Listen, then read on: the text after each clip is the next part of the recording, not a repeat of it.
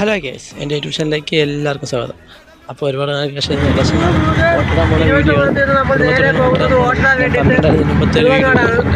നെടുമങ്ങാടാണ്. അപ്പം അങ്ങോട്ട് ഓട്ടാൻ വേണ്ടി ഓട്ടം പിടിച്ച് പോവുകയാണ്. അപ്പം ഇന്ന് അവധിയായതുകൊണ്ടാണ്, വലിയ തിരക്കൊന്നുമില്ല.